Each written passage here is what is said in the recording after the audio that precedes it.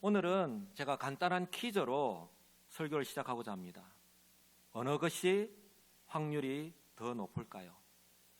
벌써 긴장하지 마시고 어려운 문제는 아닙니다. 제가 지금 이게 복권을 10장을 가지고 있습니다. 다르게 생각하지 마시고 목사님은 늘 복권을 사시는구나 그렇게 생각하지 마시고, 제가 어제 이 복권을 10장을 샀습니다. 이게 스피드로 즉시 끓는 확인할 수 있는 10장과 그리고 어제 있었던 이 로또 다 확인 끝났습니다. 자, 하나는 제가 이 복권 10장을 가지고 있는데 이 복권이 당첨될 확률입니다.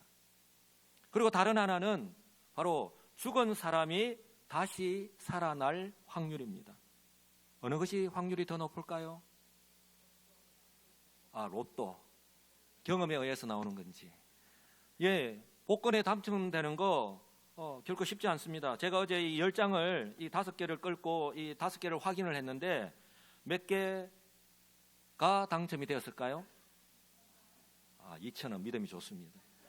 하나 딱, 이 끓는 거 하나 딱 걸렸습니다. 10%죠. 많은 사람들이요, 이처럼 비록 비율은 낮지만 당첨될 수 있다는 기대가 있기 때문에 매일 혹은 매 주일마다 이렇게 로또나 복권을 사는 것이죠. 그래서 우리가 뉴스를 볼 때나 어떤 인터넷을 보면 때로는 1등이 복수로 이렇게 걸려서 대박 났다, 정말 인생이 대박 났는지는 모르겠지만 그런 소식을 가끔 접합니다. 그런데요, 죽은 사람이 다시 살아날 확률은 어떨까요? 불가능합니다. 0%입니다. 그 이유가 어디에 있습니까? 죄의 결과이기 때문입니다. 바로 하나님께서 심판하셨기 때문에 그렇습니다. 우리 인류의 역사에서 죽었다가 다시 살아난 사람은 아무도 없습니다. 우리가 나사로를 생각하기 쉬운데요, 나사로는 부활했다라기보다는 소생한 거죠. 우리 예수님께서 나사로를 죽은 가운데서 다시 살리셨는데 그 나사로는 다시 죽었잖아요. 그래서 우리가 소생이라고 하는 편이 맞고요, 부활했다라는 말은 다시 죽지 않는 것을 말하는 거예요. 지금 또 살아있는 것을 의미하는 거예요. 우리 하나님은, 우리 주님은 지금 또 살아계셔서 하나님 보좌 앞에서 역사하시잖아요. 할렐루야. 그런데요, 우리 예수님께서 대속의 십자가를 지시고 난 뒤에는 이 확률이 바뀌었습니다. 바로 0%에서 100%로. 단지 한 가지 조건이 있습니다. 바로 2000년 전 유대의 예루살렘에서, 지금의 이스라엘의 그 예루살렘에서 있었던 이 역사적인 사건, 즉 예수 그리스도께서 십자가를 지고 죽으시고 대속의 십자가를 지시고 이제 부활하신 것을 믿는 것입니다. 이것이요, 바로 오늘 사도 바울이 이방 지역에서 자신이 생사를 넘나들면서 전하는 그 복음의 내용이기도 합니다. 사랑하는 성도 여러분, 우리는 사도 바울이 어떤 사람인지 너무나도 잘 압니다. 똑똑한 사람이에요. 많이 배운 사람이에요. 그가 굳이 이 일을 하지 않더라도 얼마든지 살아갈 수 있는 사람이에요. 그런데 자신의 생사를 넘나들면서 이렇게 이방 지역에 다니면서 복음을 전하는 이유가 어디 있을까? 자신이 구원받고 보니까 이 복음이 너무나도 귀한 거예요. 너무나도 가치가 있기 때문에 이 복음을 전하는 삶을 살았던 것이죠. 바로 예수 그리스도의 대속의 죽으심, 바로 그 십자가와 부활의 복음입니다. 바로 저와 여러분들 또한 이 복음을 믿기 때문에 구원을 받았고, 저와 여러분이 동일하게 전해야 될 복음의 내용인 줄 믿습니다. 사도 바울이요, 부활장이라 부르는 고린도전서 15장에서 한결같이 강조하는 내용입니다. 먼저 바울은요, 예수님의 부활이 역사적인 사실이다라고 하는 것을 강조합니다. 왜 이것을 강조할까? 유대주의자들이요, 주장하는 대로 제자들이, 그리고 예수를 믿고 따르는 사람들이 거짓으로 꾸며낸 것이다, 그 하는 것을 반박하기 위해서요. 그것이 아니라는 거예요. 오늘 성경에도 보시면 이렇게 말씀합니다. 성경대로, 한번 따라서 할까요? 성경대로. 가장 확실한 증거, 바로 성경대로 그리스도께서 우리 죄를 위하여 죽으시고 장사 지낸 바 되셨다가 성경대로 사흘 만에 다시 살아나셨다라고 분명하게 말씀합니다. 사랑하는 성도 여러분, 바울이 오늘 성경대로 예수님께서 이 땅에 오셨고 또한 고난당하셨고 죽으셨고 다시 살아나셨다고 말씀하고 있듯이, 증거하고 있듯이 예수님의 그 죽으심과 부활하심이요 어느 날 갑자기 일어난 해프닝이 아닙니다. 성경대로라고 그렇게 말씀하듯이 죄로 인해 하나님의 심판을 받아 죽을 수밖에 없고 또 영원히 멸망당할 수밖에 없는 인생을 우리 하나님 불쌍히 긍휼히 여기시고 사랑하셔서 바로 구원하시기 위한 그 하나님의 구속 경륜을 따라서 바로 하나님의 때에 예수 그리스도를 통하여서 완전하게 성취하신 것이라고 성경은요 분명하게 말씀합니다. 성경대로 어떻게 해요? 바로 예수 그리스도께서 오시기 700년 전에 하나님께서는 이미 이사야 선지자를 통해서 그리스도의 오심과 그리고 고난당하심, 죽으심, 그리고 부활까지 모두 다 예언하셨어요. 바로 창세기 3장 15절 하나님께서 여인의 후손으로 온 그 사람이 바로 메시아가 사단 마귀의 머리를 박살낼 것이다, 바로 구원을 이루실 것이다 라고 예언하셨는데 그것을 제가 원시복음이라고 말씀을 드렸죠. 그것을 이루시기 위해서 바로 하나님께서 이사야 선지자를 통해서 이사야 7장 14절에 이렇게 예언하셨습니다. 그러므로 주께서 친히 징조를 너희에게 주실 것이라. 보라, 처녀가 잉태하여 아들을 낳을 것이요 그의 이름을 임마누엘이라 하리라. 할렐루야. 바로 마리아의 그 몸을 성령으로 잉태하여서 오실, 성육신하실 그 예수님의 오심을 예언하신 것이죠. 그리고 예수님께서 이 땅에 오셨습니다. 그리고 공생의 기간 동안에 우리 주님께서 고난당하시고 죽으실 것을 이렇게 예언하신 거예요. 이사야 53장 5절 6절을 보시면 그가 찔림은 우리의 허물 때문이요 그가 상함은 우리의 죄악 때문이라. 그가 징계를 받음으로 우리는 평화를 누리고 그가 채찍에 맞음으로 우리는 나음을 입었도다. 여호와께서는 우리 모두의 죄악을 그에게 담당시키셨도다. 할렐루야. 바로 하나님께서 태초에 약속하신 그대로 여인의 후손으로 오실 그 바로 메시아, 바로 그가 우리를 대신해서 모든 고난을 당하시고 십자가에서 죽으셨다. 우리 모두의 죄악을 그에게 담당시키셨다, 덮어 씌우셨다라고 그렇게 말씀합니다. 그리고 부활하심 또한 예언하셨는데요. 이사야 53장 10절 우리 다 같이 한 목소리 읽겠습니다. 여호와께서 그에게 상함을 받게 하시기를 원하사 질고를 당하게 하셨은즉 그의 영혼을 속건 제물로 드리기에 이르면 그가 실을 보게 되며 그의 날은 길 것이요 또 그의 손으로 여호와께서 기뻐하시는 뜻을 성취하리로다. 아멘. 바로 예수님께서 오시기 700년 전에 이사야 선지자를 통해서 이렇게 다 예언하시는 거예요. 이처럼 성경대로, 성경에서 예언하고 있는 대로 우리 주님께서 이루셨습니다. 완성하셨습니다. 그런가 하면요, 이처럼 하나님께서 약속하신 메시아 예수 그리스도께서 오셔서 고난당하시고 십자가에서 죽으시고 부활하셨다라고 하는 것, 가장 확실한 증거가 무엇일까요? 바로 증인들입니다. 한번 따라서 할까요? 증인들.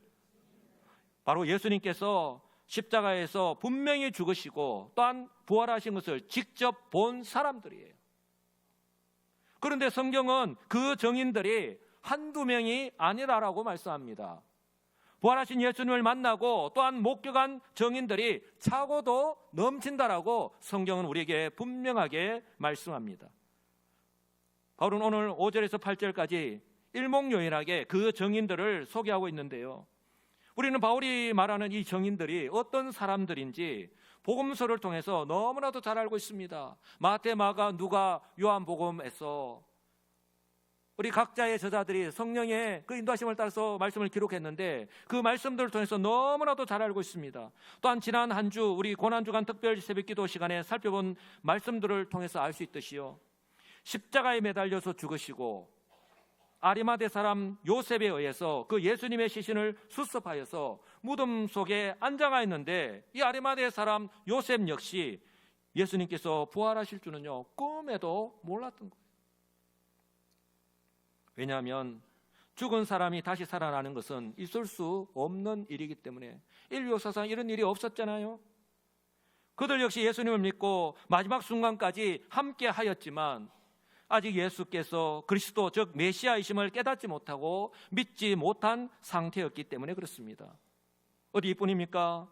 예수님께서 예루살렘으로 올라오시면서 제자들에게 3번씩이나 말씀하셨는데 예수님께서 또한 죽은 나사로를 살리실 때에 나는 부활이요 생명이라고 말씀하셨는데 제자들은요 그때까지도 믿지 못하였습니다. 그런데 그 말씀하신 그대로 십자가에서 죽으시고 사흘 만에 부활하셨습니다. 할렐루야. 바로 인류 역사상 있을 수 없는 정말 유일무이한 획기적인 사건이 일어난 것입니다. 이처럼 수많은 증인들 가운데에 여러분들은 어떤 증인이 가장 먼저 떠오릅니까?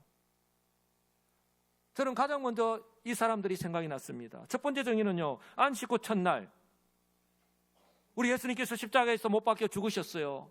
그것을 똑똑하게 목격했습니다. 안식일이 지나자마자 새벽이 되자마자 즉 예수님께서 부활하신 날 새벽에 향품을 준비해서 예수님의 시체가 있는 무덤으로 간 바로 막달라 마리아를 비롯하여 무덤을 함께 찾아온 여인들입니다.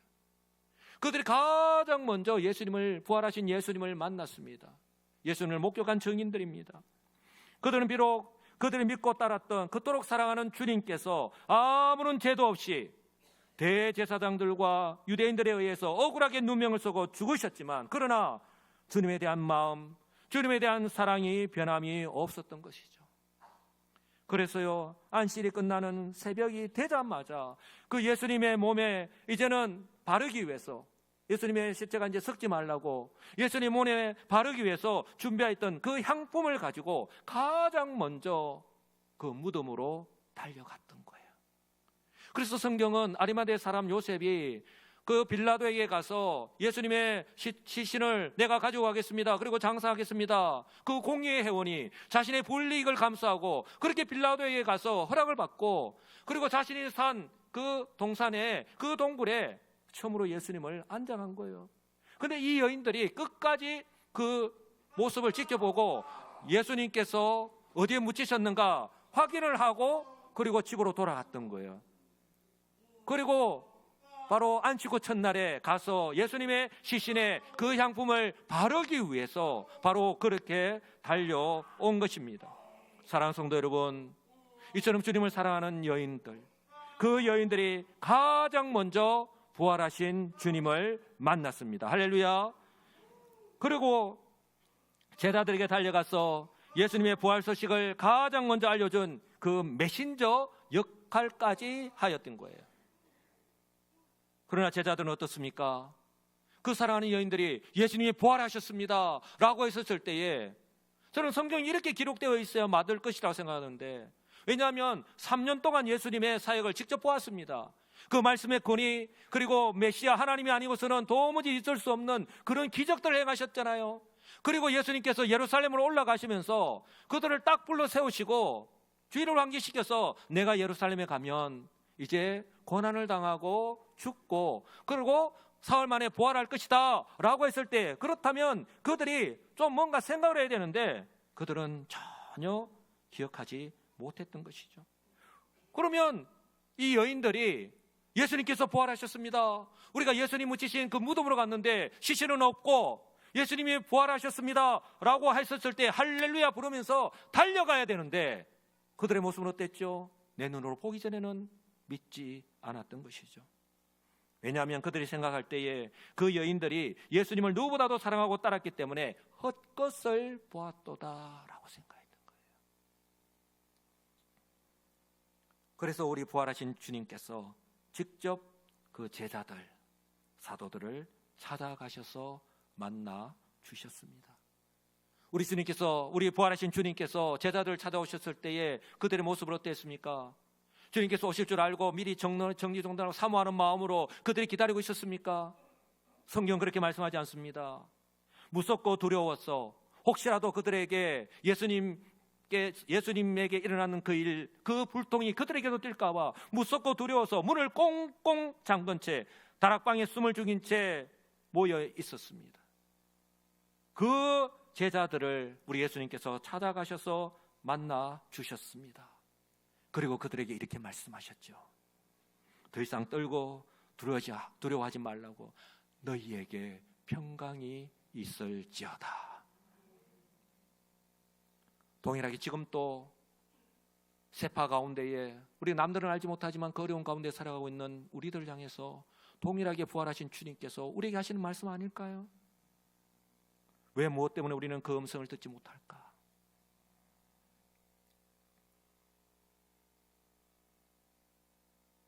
이렇게 예수님의 제자들이 부활하신 주님을 만났습니다. 그런데 그 제자 가운데 한 명, 도마가 그 자리에 없었어요.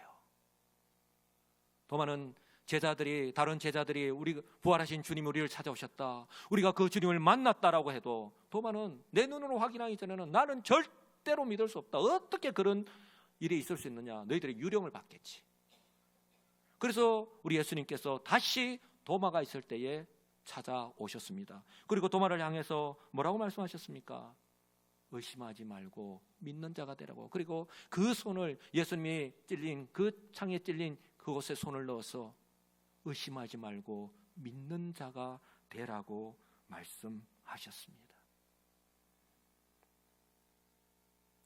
예수님께서 부활하신 것을 확실하게 믿으라. 우리 예수님께서 그렇게 제자들을 찾아오셔서 확신을 심어주셨습니다.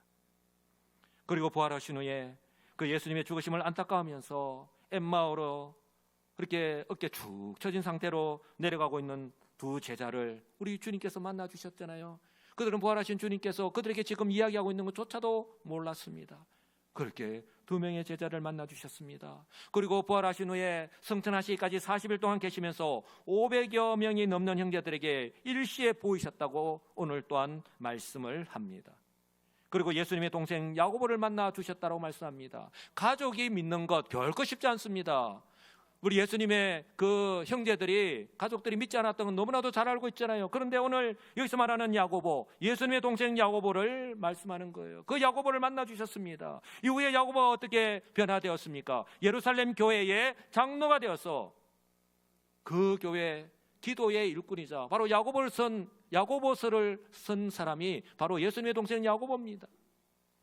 그리고 그 당시에 예루살렘 교회가 교회로서의 역할을, 그 사명을 감당하는데 정말 중요한 역할을 감당하는 사람으로 변화되었습니다. 그리고 오늘 중요한 한 사람을 오늘 성경은 말씀하는데요, 그 당시에 복음의 대적자이자 또한 교회를 핍박하는데 선봉장 역할을 하였던 사울, 그 사울도 부활하신 예수님을 만나서 인생이 180도 바뀐 인생이라고, 사람이라고 오늘 성경은 말씀합니다. 사랑하는 성도 여러분, 사도 바울이 신약 성경에 기록한 성경만 하더라도 13권입니다. 27권의 성경 가운데에 무려 절반 가까이를 하나님께서는 사도 바울을 통해서 기록하게 하셨습니다. 우리는 사도 바울이 어떤 사람이었는가 하는 것을 너무나도 잘 압니다. 그 사람이 변화되어서 그 복음을 전하는 사도가 되었다. 이것은요, 하나님의 섭리가 아니고서는, 하나님의 은혜가 아니고서는 도무지 설명할 수가 없습니다. 성도 여러분, 우리가 사도행전 9장에 보면 그날 또 의기양양해서 대제사장에게 체포영장을 발부받아서 다메섹에 있는 예수 믿는 사람들을 체포하러 가는 길이 되었잖아요. 바로 그 다메섹 도상에서 바로 그때 부활하신 주님께서 그 사울을 만나 주셨습니다. 성도 여러분, 저와 여러분들은 언제 주님을 만나셨죠? 그 부활하신 주님을 만났습니까? 이처럼 우리의 인생이 언제 어디서 어떤 환경 속에서 주님을 만나게 될지 아무도 모릅니다. 분명한 것은요, 오늘 우리가 바울을 통해서 알 수 있듯이 예수님을 만나면, 예수님이 그리스도이심을 확신하면 인생이 바뀝니다. 할렐루야. 사울 역시요, 복음을 대적하고 그렇게 교회와 성도를 핍박하던 사람에서 이제는 정반대로 그 복음이 진리이고 그 진리이신 복음을 증거하는 복음의 사도가 되었습니다. 할렐루야. 사랑하는 성도 여러분, 어떻게 이런 일이 가능하였습니까? 바울이요, 오늘 겸손하게 고백하고 있듯이 한번 따라서 할까요? 오직 하나님의 은혜입니다.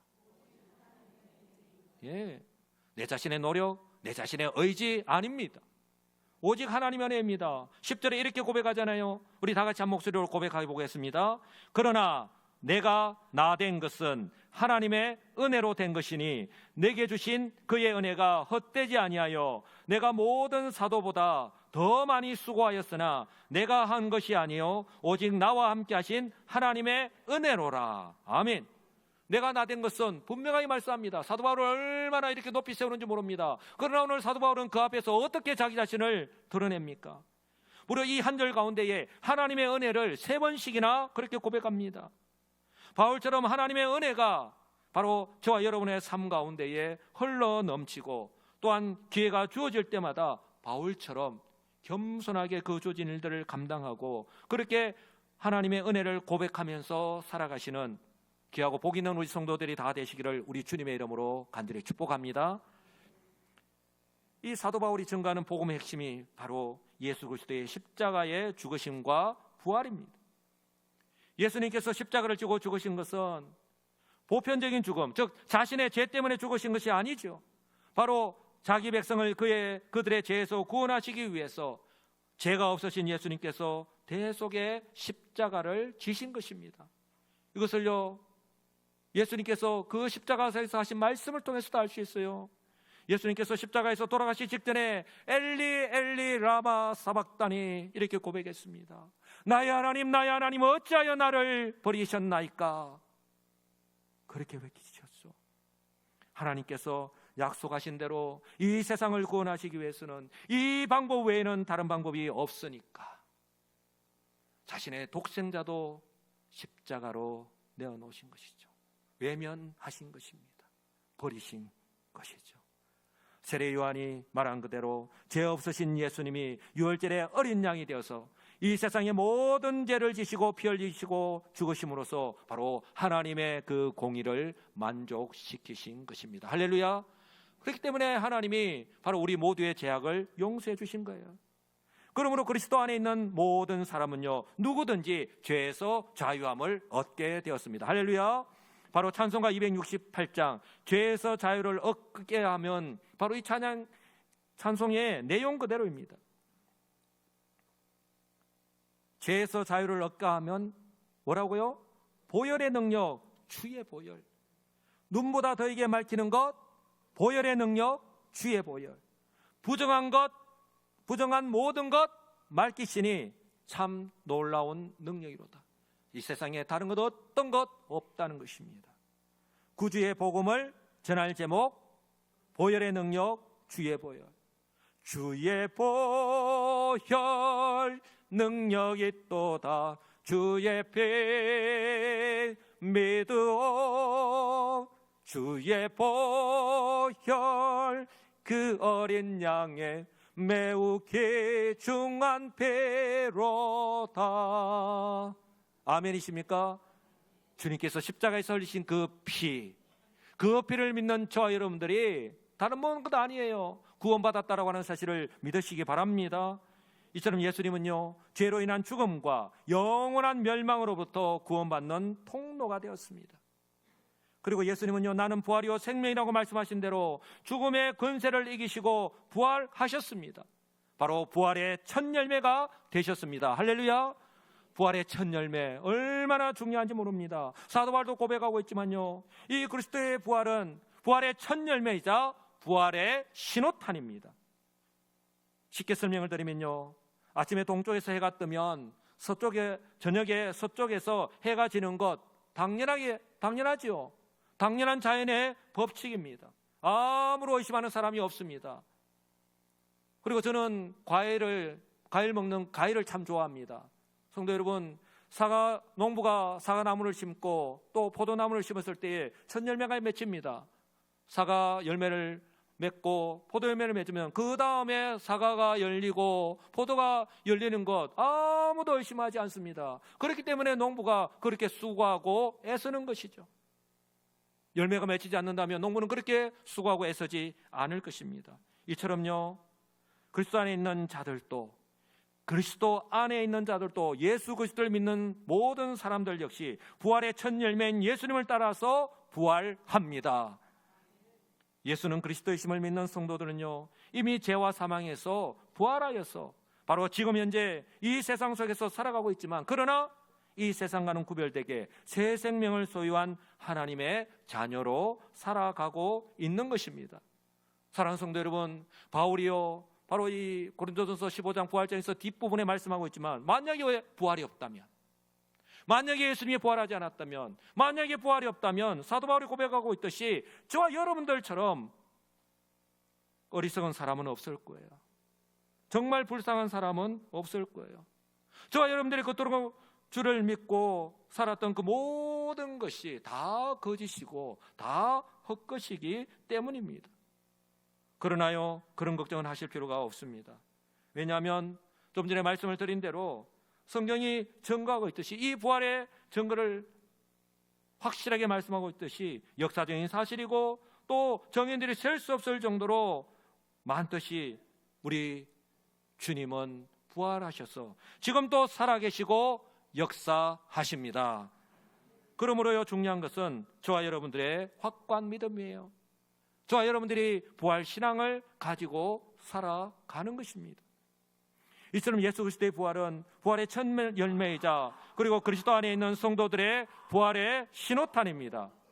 그러므로요, 성도는 부활 신앙을 가지고 살아가야 합니다. 왜냐하면, 자, 읽어보세요. 왜냐하면 우리가 부활 신앙을 가지고 살아가야 하는데, 왜냐하면 아무리 오랜 시간 동안 우리가 신앙생활을 하여도 부활 신앙이 없다면, 부활에 대한 확신이 없다면 자신의 삶은 변화되지 않기 때문입니다. 저와 여러분의 삶은요, 변화되지 않습니다. 세상의 마음을 빼앗겨서 세상을 따라갈 수밖에 없고, 또한 내 앞에 놓인 그 환경에 따라서 일희일비하면서 살아갈 수밖에 없는 거예요.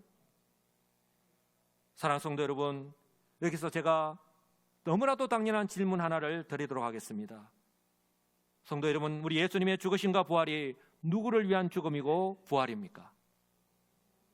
예, 정답은 그의 택한 백성입니다.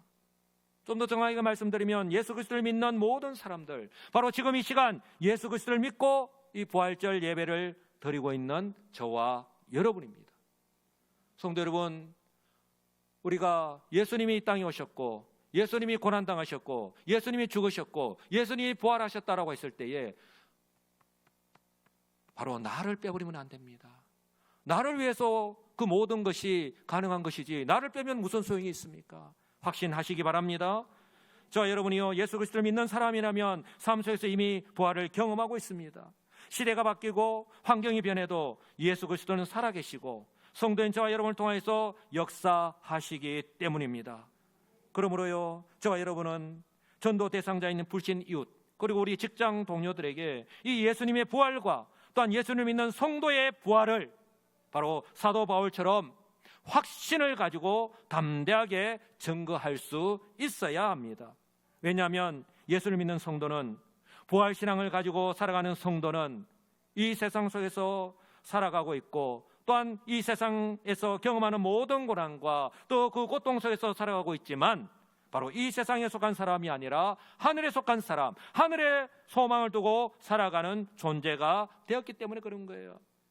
우리는 이 세상의 삶으로 끝나는 존재가 아니잖아요. 세상 사람들이 믿고 있는 것처럼 이 세상의 삶으로, 아니 죽음으로 끝나는 인생이 아니라는 거예요. 우리에게 무엇이 기다리고 있습니까? 바로 부활하여서 영원히 가서 살게 될 천국이 기다리고 있습니다.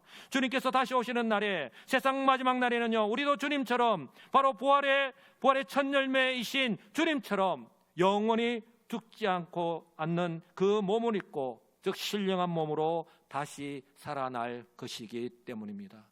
그리고 그 영원한 천국에서 주님과 함께 영생 복락을 누리고 살아갈 것이기 때문에 그렇습니다. 사도 바울이요, 고린도후서 11장에서 정말 견디기 힘든 고난과 생사의 위험을 수없이 많이 겪으면서도 포기하지 않고 이 복음을 전할 수 있었고, 또한 이 모든 것이 가능했던 것이 하나님의 은혜라고 고백할 수 있는 것이 바로 부활신앙 때문입니다. 성도 여러분, 고린도후서 11장 23절에서 27절 지금 화면에 띄워놨는데요, 내가 수고를 넘치도록 하고라고 시작해서 그 뒤에 나타나는 바울이 경험하였던 걸 한번 보십시오. 이로 다 말로 표현할 수 없을 정도입니다. 사람의 힘으로는 할 수 없습니다. 바로 바울의 고백대로 하나님의 은혜로 성령의 능력으로 부활신앙 때문에 가능하였던 줄 분명히 믿습니다.